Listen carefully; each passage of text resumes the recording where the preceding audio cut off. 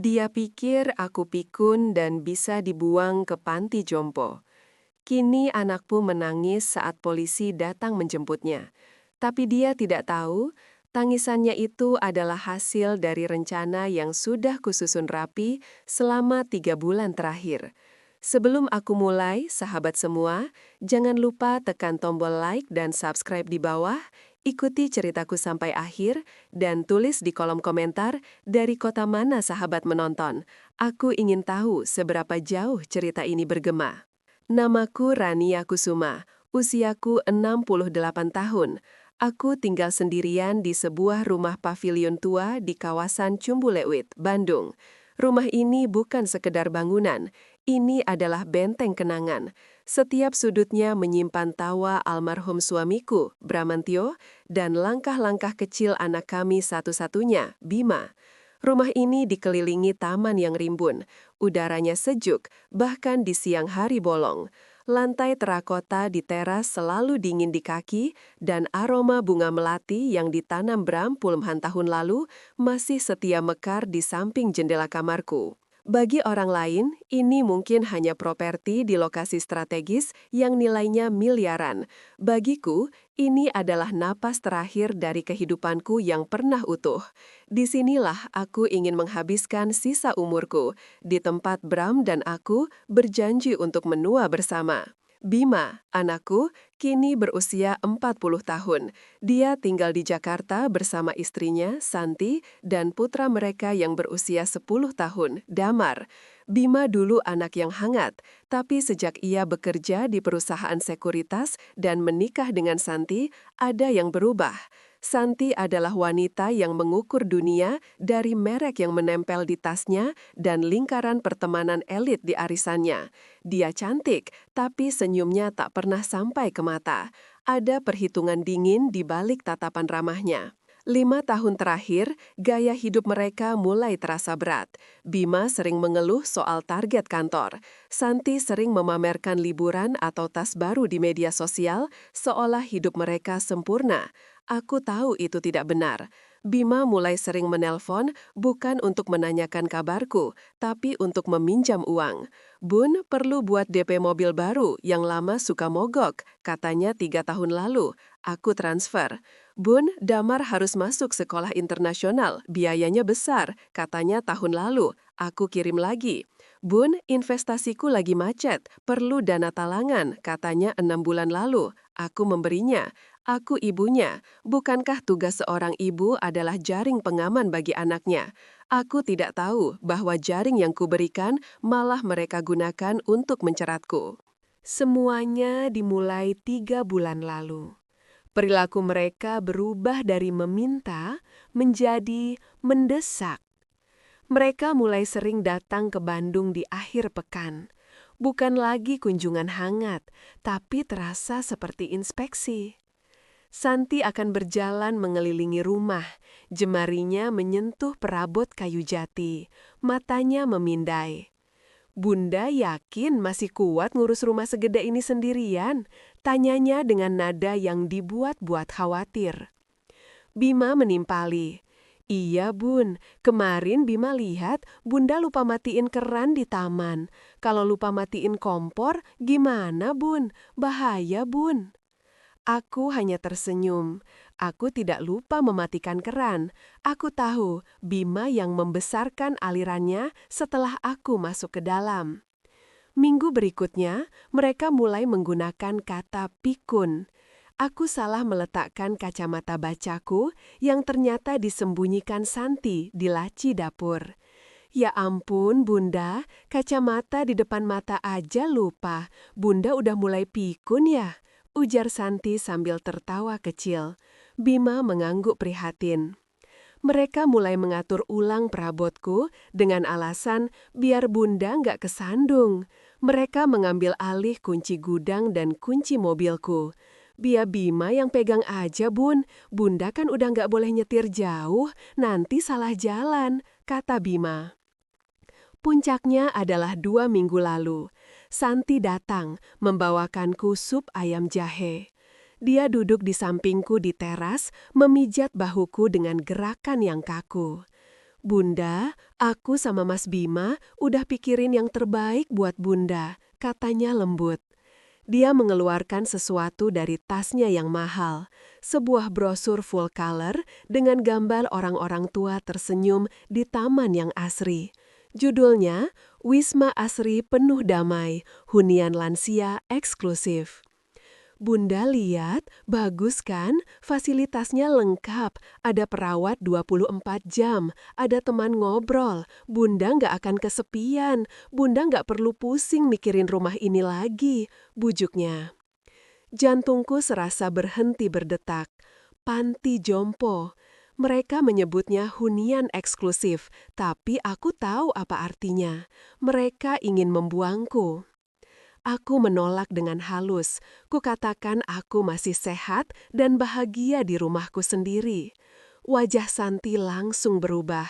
Senyum manisnya hilang, digantikan kekesalan yang tak ditutupi. Bunda itu dibilangin susah banget sih. Kami ini khawatir. Bunda itu udah pikun, nggak bisa ngurus diri sendiri. Kalau Bunda jatuh di kamar mandi dan nggak ada yang tahu gimana? Bentaknya. Malam itu aku tidak bisa tidur. Aku duduk di ruang kerja almarhum suamiku. Aku menangis, bukan karena brosur itu, tapi karena kata-kata Santi. Bunda udah pikun. Itu bukan kekhawatiran. Itu adalah diagnosis yang mereka buat sendiri. Itu adalah vonis yang mereka siapkan agar bisa mengambil alih segalanya. Malam itu juga, saat aku mendengar suara mobil mereka pergi, aku berjalan ke lemari buku.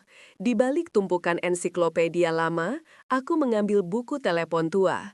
Aku mencari satu nama, Guntur Prawira, pengacara lama almarhum suamiku. "Halo Guntur," sapaku saat telepon di seberang diangkat. "Ini Rania, aku butuh bantuanmu. Sepertinya anakku berencana menyatakan aku tidak kompeten secara hukum." Hening sejenak di seberang, lalu suara Guntur yang berat terdengar. "Aku akan ke Bandung besok pagi, jangan bicara apa-apa lagi di telepon. Dan Rania, mulai sekarang, kalau mereka bilang kamu pikun, jadilah pikun." Guntur datang keesokan paginya, tepat pukul 7. Dia datang memakai kemeja batik lawas, mengendarai kijang tuanya. Terlihat seperti pensiunan biasa, bukan pengacara ulung yang ditakuti di ruang sidang. Kami duduk di teras belakang, di tempat yang tidak terlihat dari jalan. Aroma kopi tubruk yang kuseduh menguar, bercampur dengan bau tanah basah sisa hujan semalam. Aku menceritakan semuanya, telepon-telepon Bima, keluhan Santi, insiden kacamata, keran air, dan puncaknya, brosur panti jompo itu. Guntur mendengarkan tanpa menyela, jemarinya mengetuk-ngetuk cangkir kopi pelan. "Rencana klasik," katanya setelah aku selesai. "Mereka butuh dua hal untuk menguasai hartamu, Rania. Pertama, bukti bahwa kamu tidak cakap hukum, alias pikun. Kedua, surat kuasa penuh atau status perwalian atas dirimu. Dan sepertinya mereka sedang mengejar yang pertama." "Apa yang harus kulakukan, Guntur?" tanyaku, suaraku bergetar. Guntur menatapku tajam, seperti yang kukatakan semalam. "Kamu akan memberi mereka apa yang mereka inginkan. Kamu akan jadi perempuan tua pikun paling meyakinkan yang pernah ada. Kamu akan lupa di mana menaruh kunci. Kamu akan salah menyebut nama cucumu.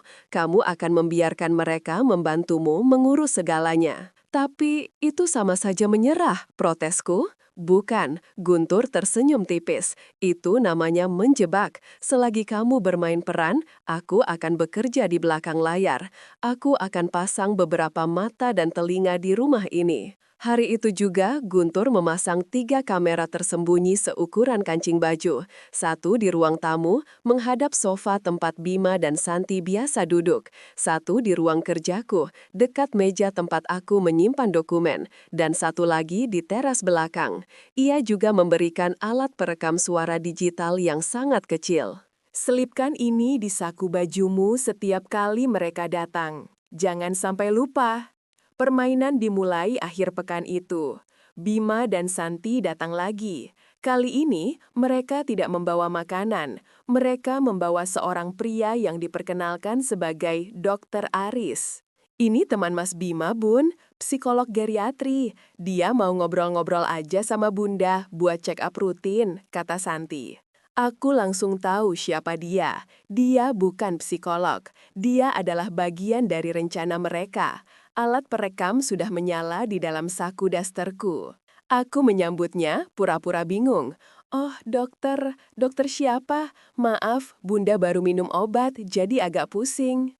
Pria itu, Dokter Aris, tersenyum licin. Dia mengajukan pertanyaan-pertanyaan standar. Hari ini hari apa, Bu Rania? Aku menatap keluar jendela. Hari Kamis ya? Atau Jumat? Ah, rasanya sama saja setiap hari. Padahal hari itu Sabtu dan aku tahu itu. Ibu punya anak berapa? Anak saya, Bima, satu, atau Damar. Damar itu anak saya kan? Bukan ya?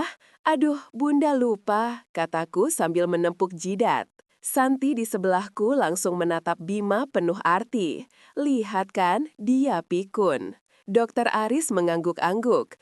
Ibu Rania, apa ibu tahu di mana ibu menyimpan sertifikat rumah ini? Tanyanya tiba-tiba. Aku terdiam. Jebatan. Sertifikat? Buat apa? Rumah ini? Oh, ada di lemari. Lemari yang mana ya? Yang coklat itu. Aku menunjuk asal. Setelah pemeriksaan selesai, Dokter Aris berbicara pelan dengan Bima dan Santi di ruang tamu, mengira aku di dalam kamar, tapi aku mendengar semuanya lewat perekam. Kondisinya cukup jelas, demensia tahap awal, tapi progresif. Suara Dokter Aris terdengar profesional. Rekomendasi saya, beliau tidak boleh lagi mengambil keputusan legal atau finansial sendirian. Harus ada wali. Saya bisa buatkan surat keterangan resminya. Lalu suara Bima, bagus dok, nanti saya urus administrasinya. Yang penting surat itu bisa dipakai di pengadilan. Malam itu, setelah mereka pulang, Guntur datang mengambil rekaman. Wajahnya mengeras saat mendengar percakapan itu. Dokter palsu, ini penipuan terencana Rania. Kita sudah punya mereka. Permainanku menjadi semakin intens. Aku mulai lupa membayar tagihan listrik sampai ada surat peringatan. Aku lupa di mana menyimpan dompet, dan Bima menemukannya di dalam kulkas setelah dia sendiri yang menaruhnya di sana. Santi semakin berkuasa. Dia mulai menginventarisasi barang-barang di rumahku. Bunda, lukisan ini mahal ya? Nanti kalau Bunda pindah, ini kita amankan aja ya Bun, biar nggak rusak, katanya sambil memotret lukisan warisan ayahku. Bima datang membawa setumpuk dokumen. Bunda, ini formulir asuransi kesehatan, tanda tangan di sini ya. Aku mengambil pena dengan tangan pura-pura gemetar. Di mana nak? Mata Bunda buram. Di sini Bun, Santi membimbing tanganku. Aku menandatangani. Aku tahu itu bukan formulir asuransi. Guntur sudah memperingatkanku. Mereka sedang mengumpulkan tanda tanganku di kertas-kertas kosong, mencoba memalsukan surat kuasa. Yang tidak mereka tahu, Guntur sudah mendaftarkan gugatan preventif ke pengadilan atas namaku, menyatakan bahwa setiap dokumen yang kutandatangani di bawah tekanan sejak tanggal itu adalah tidak sah. Mereka pikir aku nenek tua pikun yang tak berdaya. Mereka pikir mereka selangkah di depan. Padahal mereka sedang menari persis di atas lubang jebakan yang sudah kusiapkan bersama Guntur. Setiap tawa mereka, setiap kata pikun yang mereka ucapkan, kini terekam jelas, menunggu saatnya untuk diperdengarkan. 2 minggu berlalu dalam ketegangan yang tersembunyi di balik peranku sebagai nenek pikun. Bima dan Santi semakin tidak sabar. Aku tahu dari Guntur bahwa para penagih utang mulai menelpon Bima tanpa henti. Judi online rupanya. Utangnya miliaran. Pantas saja mereka begitu bernafsu menjual rumahku. Rumah ini adalah satu-satunya jalan keluar mereka. Mereka butuh surat kuasa yang sah atau surat perwalian dari pengadilan. Dan untuk mendapatkan surat perwalian, mereka butuh bukti kuat bahwa aku tidak kompeten. Surat dari Dr. Aris palsu itu rupanya tidak cukup kuat untuk pengadilan tanpa persetujuan keluarga besar lainnya. Jadi, mereka kembali ke rencana awal, surat kuasa penuh. Suatu sore mereka datang bersamaan. Kali ini wajah mereka serius. Tidak ada lagi basa-basi sup ayam atau pijatan palsu. Mereka langsung ke intinya. Bunda, Bima memulai, suaranya dibuat sepelan mungkin, seolah berbicara pada anak kecil. Ada masalah sedikit di bank, urusan tabungan Bunda. Karena Bunda sering lupa, pihak bank menyarankan agar ada yang mewakili. Bohong, Guntur sudah mengamankan semua asetku dalam perwalian atau trust yang bahkan aku sendiri tidak bisa mencairkannya dengan mudah. Rekening bankku dibekukan atas permintaanku sendiri dengan alasan penyelidikan internal. Bima jelas sudah mencoba mengaksesnya dan gagal. Mewakili gimana, Nak? Tanyaku sambil pura-pura menyulam, padahal jarumnya tidak bergerak. Santi mengeluarkan map kulit mahal. Biar gampang, Bunda, ini surat kuasa, supaya Bima bisa urus semua keuangan Bunda. Bayar listrik, bayar tagihan, semua. Bunda tinggal duduk manis aja di Wisma nanti, katanya. Kelepasan bicara soal Wisma. Bima menyenggolnya. Maksud Santi, biar Bunda tenang di rumah. Ini dokumennya, Bun.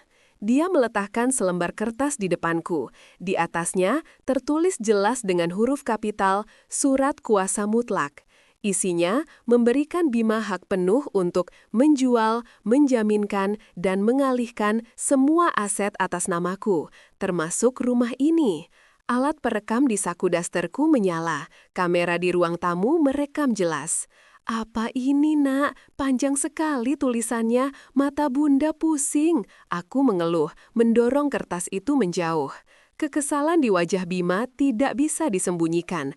Bunda, jangan bikin susah deh. Ini demi kebaikan Bunda, sentaknya. Santi cepat-cepat mengambil alih. Sabar, Mas. Bunda kan lagi bingung. Dia berlutut di samping kursiku. Wajahnya kini penuh air mata palsu. Bunda, kami ini sayang sama Bunda. Kami nggak mau Bunda kenapa-kenapa. Bima itu lagi stres ngurusin utang. Maksudnya ngurusin kerjaan. Kalau Bunda tanda tangan ini, semua masalah selesai. Kami janji. Bima menaruh pulpen di tanganku. Tanda tangan, Bun, sekarang. Nada suaranya dingin dan mengancam. Aku menatap Bima, aku menatap Santi.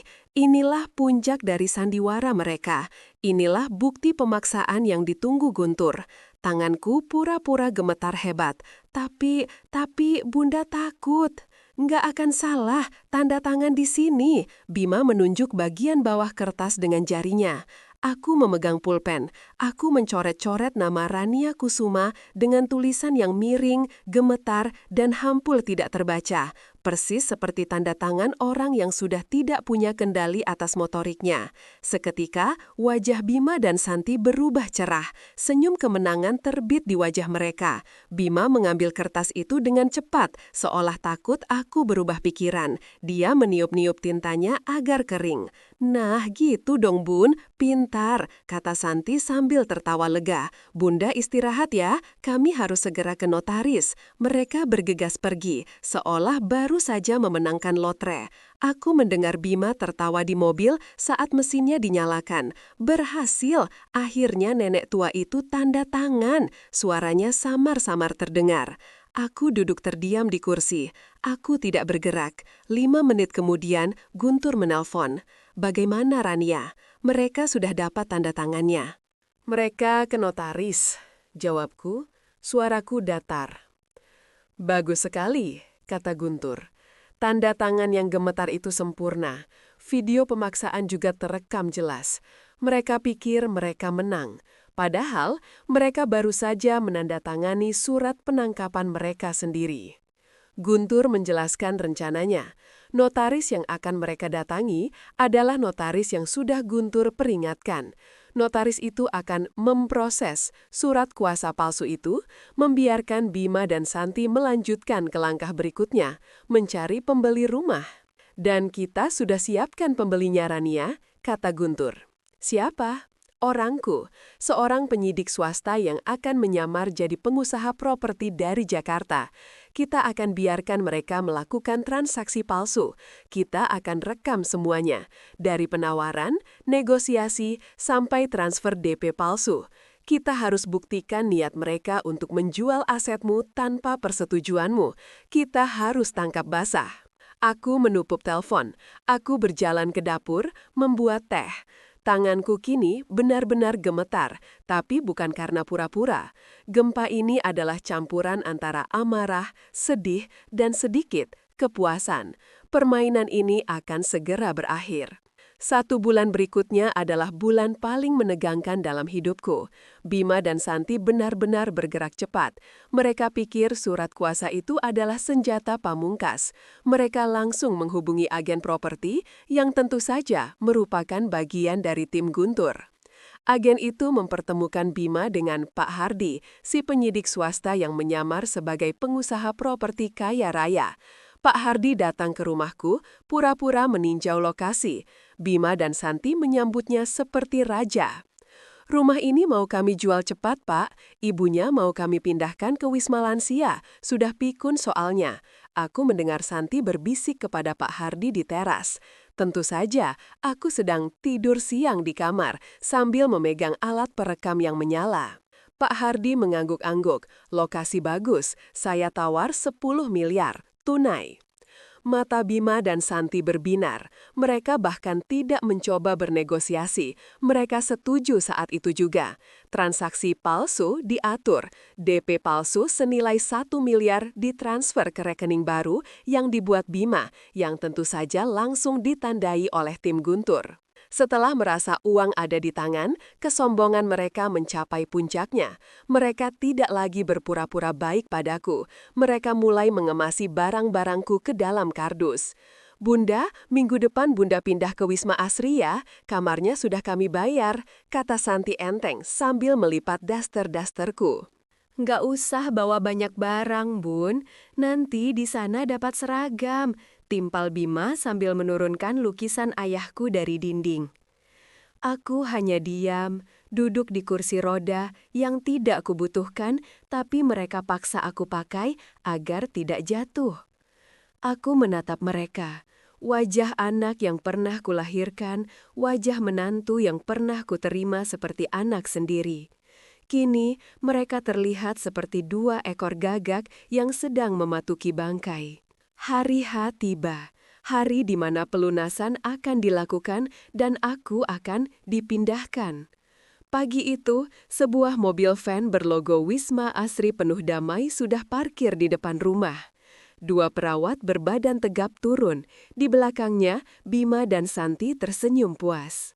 Ayo Bun, waktunya berangkat, kata Santi sambil memegang pegangan kursi rodaku. Tunggu, kataku. Suaraku jernih dan tegas, tidak serak, tidak bingung. Santi dan Bima berhenti, mereka menatapku bingung. Aku tidak akan kemana-mana, kataku lagi sambil berdiri dari kursi roda. Aku berjalan tegak ke teras, tempat almarhum suamiku biasa minum kopi. Bunda, Bunda kok? Bima tergagap. Bunda kenapa? Bunda pikun lagi ya? Ayo masuk mobil. Santi mencoba menarik tanganku. Lepaskan, desisku. Saat itulah 2 mobil lain masuk ke halaman rumahku. Yang satu kijang tua milik Guntur, yang satu lagi mobil patroli polisi. Guntur keluar lebih dulu, membawa map tebal. Di belakangnya 2 polisi berseragam dan 1 orang berpakaian preman. Selamat pagi Pak Bima, Bu Santi, sapa Guntur dengan tenang. Wajah Bima dan Santi berubah bias, pucat pasi. Siapa ini Bun? Bunda ngapain? Teriak Bima mulai panik. Pak Bima, Guntur membuka mapnya. Anda ditahan atas dugaan tindak pidana penipuan, pemalsuan surat, dan percobaan penggelapan aset dengan memanfaatkan kondisi orang tua. Apa? Saya nggak melakukan apa-apa. Dia pikun. Dia nggak tahu apa yang dia lakukan. Santi berteriak histeris menunjuk-nunjuk aku. Petugas berpakaian preman itu melangkah maju. Justru Ibu Rania sangat tahu apa yang beliau lakukan. Kami punya semua buktinya. Guntur mulai membacakan. 1. Rekaman suara pembicaraan Anda dengan Dr. Aris palsu untuk membuat surat keterangan demensia. 2. Rekaman video pemaksaan tanda tangan surat kuasa mutlak. 3. Rekaman pembicaraan Anda dengan agen properti dan Pak Hardi yang dengan jelas menyatakan niat Anda menjual aset ini setelah memindahkan Ibu Rania ke panti. Guntur memutar alat perekam. Suara Santi yang berbisik, sudah pikun soalnya, menggema di teras yang sunyi. Santi menutup mulutnya. Kakinya lemas. Dia terduduk di lantai terakota yang dingin. Bima menatapku, matanya merah. Bunda, ini semua rencana Bunda. Bunda jebak aku. Aku anak Bunda. Aku menatapnya lurus-lurus. Tidak ada lagi air mata untuknya. Kamu berhenti jadi anakku saat kamu memutuskan ibumu ini lebih berharga sebagai aset mati daripada sebagai manusia. Kamu pikir aku pikun dan bisa dibuang. Polisi melangkah maju, membawa borgol. Saat itulah Bima menangis, bukan tangisan penyesalan. Itu adalah tangisan seorang pecundang yang rencananya gagal total. Dia menangis meraung-raung, memanggil namaku. Bunda, tolong Bun, jangan biarin mereka bawa aku. Ampun Bun. Polisi membawanya. Santi yang masih terduduk lemas ikut digiring. Tangisannya histeris, menyalahkan Bima, menyalahkan aku, menyalahkan takdir. Aku berdiri di teras, menatap mobil polisi itu pergi. 2 perawat dari panti jompo sudah lari terbirit-birit. Guntur berdiri di sampingku. Semua sudah selesai, Rania. Aku mengangguk. Aku berjalan masuk ke rumahku. Rumah yang kini kembali menjadi milikku seutuhnya. Aku mengambil sapu dan mulai membersihkan lantai teras dari jejak kaki mereka. Aku tidak pikun, aku seorang pejuang, dan aku baru saja memenangkan perangku.